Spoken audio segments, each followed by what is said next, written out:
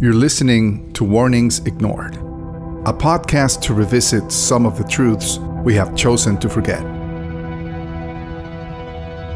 I'm Luis Castilla, and in today's episode, we will confront a question that feels painfully urgent.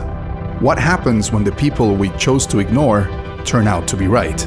Look, disasters happen, but sometimes there are warning signs. From industrial accidents to shipwrecks to volcanic eruptions, these tragedies could have been avoided if only the warning signs hadn't been ignored.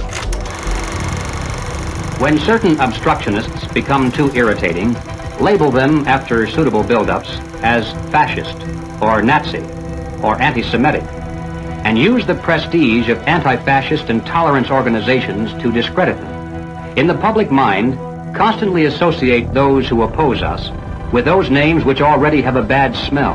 The association will, after enough repetition, become fact in the public mind.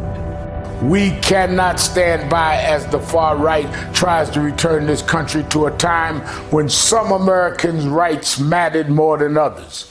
Those who ignore history are doomed to repeat it. Tonight, 700 Marines are on their way to the streets of Los Angeles to assist the National Guard and law enforcement tamp down violent clashes with protesters angry over the Trump administration's immigration policies and arrests.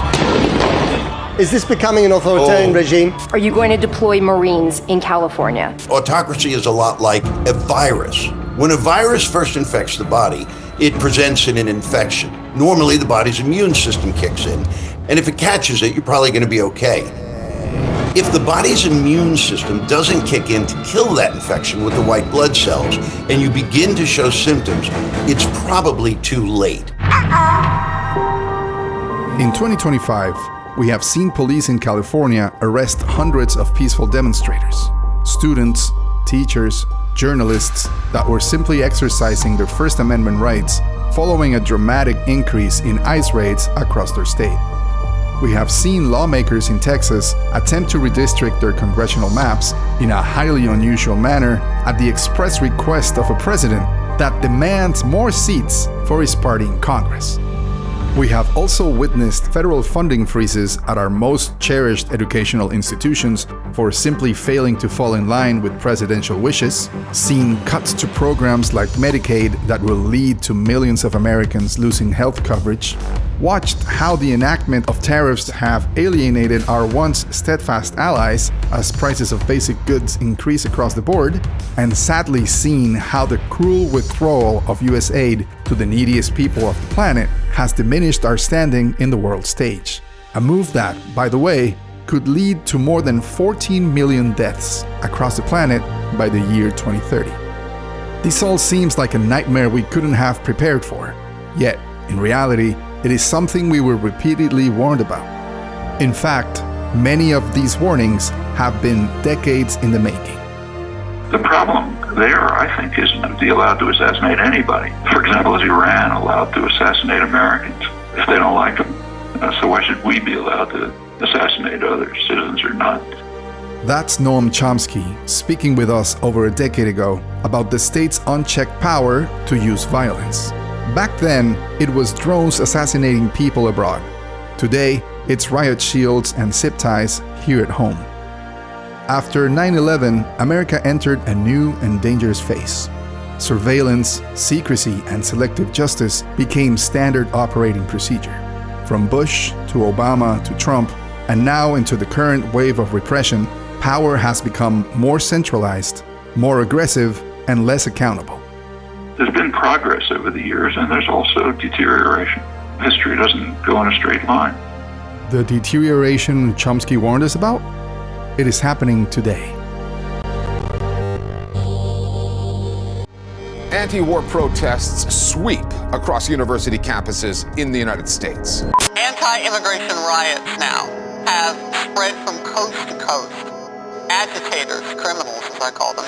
Without a doubt, violent rioters, looters, arsonists are sick, they're twisted individuals that should be locked up for a very long time. It's such an interesting metastasizing of the movement on the right, which is, as you know, it's always steeped in kind of the rhetoric of we are the Minutemen and the revolutionaries, and it's morphed into actually, now that I think about it, now that we are in charge, fuck the Constitution. Fuck the Constitution with a little asterisk, John, that says, but we love the Second Amendment. The Trump administration deporting hundreds of men without a trial. A massive purge at the FBI. My colleagues and friends, they were walking around and saying, we have checks and balances, so let's inhale, checks and balances, exhale, checks and balances. And I thought, my God, we're like people on the Titanic saying our ship can't sink. We've got the best ship, we've got the strongest ship, we've got the biggest ship, our ship can't sink. And what you know as a historian is that there is no such thing as a ship that can't sink. The golden age of America has only just begun. Today, the Trump administration again escalated its fight with the courts. In stunning remarks to reporters this afternoon, White House Deputy Chief of Staff Stephen Miller said the administration is considering suspending habeas corpus. Habeas petitions give people the right to contest unlawful detention. The news overnight echoing across the region as President Trump said the United States will take over Gaza. Defense Secretary Pete Hegseth recently made headlines when he shared a CNN video arguing women should not have the right to vote. At the press conference Monday, he put the D.C. Police Department under direct federal control. Many political scientists are expressing concern over an authoritarian regime, but are we there yet? Well, the Supreme Court is being asked to weigh in on a push to overturn same-sex marriage rights. The case is the first that explicitly asked the court to reverse its landmark 2015 decision that legalized same-sex marriage nationwide. Today, Governor Greg Abbott signed a bill, into law, requiring that the Ten Commandments be posted in every public school classroom. It's been 70 years since the Supreme Court ruled that segregation in school was unconstitutional. But here in North Carolina, data shows schools are more segregated now than they were in the 80s. That's the way the ruling class operates in any society. They try to divide the rest of the people. They keep the lower and the middle classes fighting with each other so that they, the rich, can run off with all the fucking money. Fairly simple thing, happens to work. Race, religion, ethnic and national background, jobs, income, education, social status, sexuality, anything they can do, keep us fighting with each other so that they can keep going to the bank. You know how I describe the economic and social classes in this country? The upper class keeps all of the money, pays none of the taxes. The middle class pays all of the taxes, does all of the work. The poor are there just to scare the shit out of the middle class. Keep them showing up at those jobs.